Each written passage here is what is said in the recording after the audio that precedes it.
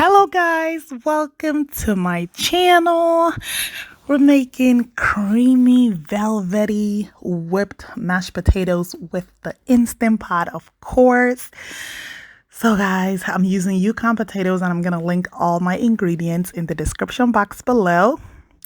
So I typically peel my mashed potatoes. It depends. Since these potatoes have been like 2 weeks old, I peeled everything. And I wash it thoroughly. You have to wash your potatoes. I love golden potatoes because they just have a buttery look to them. So that's why I use them over the other potatoes. And I try to like slice it so that when I'm mashing it, it will be easier for me. Not because my Instant Pot will not cook them really well. So I just cut them, so it'll be easier for me to mash. So that's what that's looking like.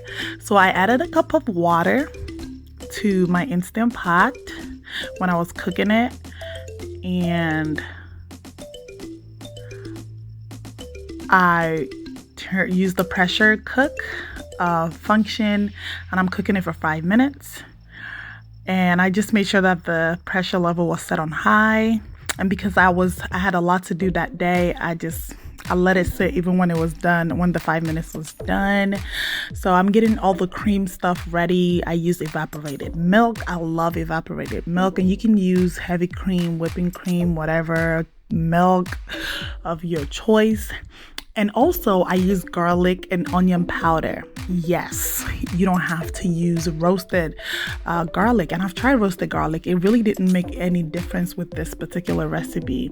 And I use a stick of butter, guys. You heard me right. And I've added more butter and less butter, and it did not, no, more butter, and it did not change the recipe. So here you see me adding half a teaspoon of garlic and a pinch of onion powder.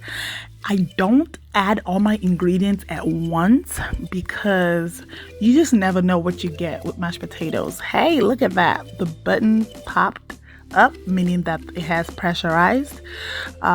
Please, guys, subscribe to my channel if you haven't already done so. So you notice that it counts down with the Instant Pot, and once it gets to 0, it starts counting up, telling you that it is now in the keep warm zone. So I left mine up until 12 minutes because I told you I had a lot to do that day. So I just let it cook. So if you notice, the pressure didn't have a lot of pressure because it was almost at the quick natural release state. So that button went down, meaning that it's safe to open my lid. Guys, look at that potato. Just look at the color. So I'm just doing a test here. I'm doing a test to make sure that my potatoes are cooked well, and look, they are perfectly cooked. I did not add salt to these prior to cooking it, so I just drained a little bit of the water and I added salt. So I add the butter first because the potatoes are hot, so it helps to melt it. So you don't have to melt your butter beforehand. Guys, I'm just mashing it with potato masher.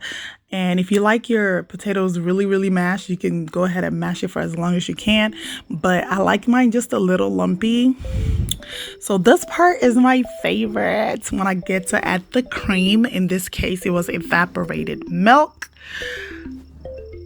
So, yep, I added my milk, and I add my ingredients, like I said before, little by little, just so I don't mess it up. I don't want it to be too salty or too garlicky or too watery.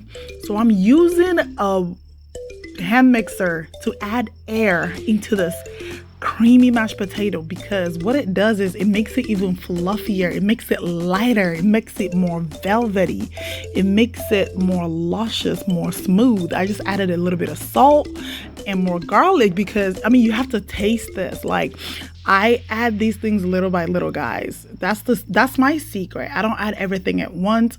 And I like my mashed potato a little runny. I don't like my mashed potatoes with gravy, so I try to make my mashed potatoes really creamy so that way we can skip the gravy.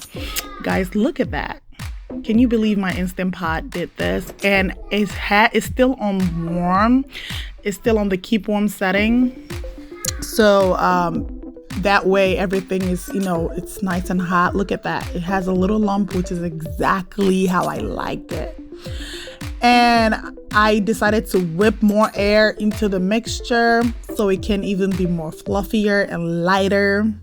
So guys, I think you can make this without the hand mixer, but I think it's worth it. Now I unplugged the Instant Pot. So this whole time it was on keep warm. I just unplugged it because I'm done, guys. And this was 12 potatoes, guys. This was amazing. It tasted so good. You do not need no roasted garlic. Look at that presentation. I'm just adding butter in the little lines that I made. This is for you guys. This is for the gram. And I'm garnishing with my spring onions. I put this on everything I make. It just makes everything look so pretty. Guys, I am done. And please check out the videos on the left and on the right. On the right, check out more Instant Pot videos. I'll see you guys soon. Bye-bye.